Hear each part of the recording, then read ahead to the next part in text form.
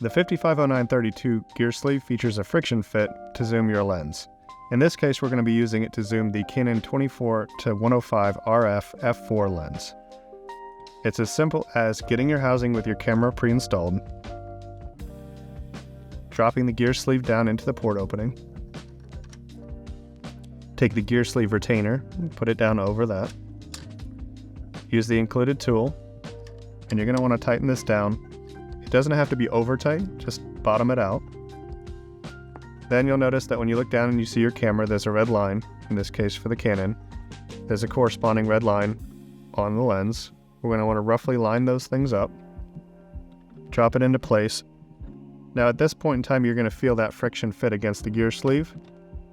Put some downward pressure on the lens, find the bayonet, and then you'll click the lens into place. From here, just confirm that you're zooming your lens. And from here, you can go ahead and put a port on and you'll be ready to get in the water.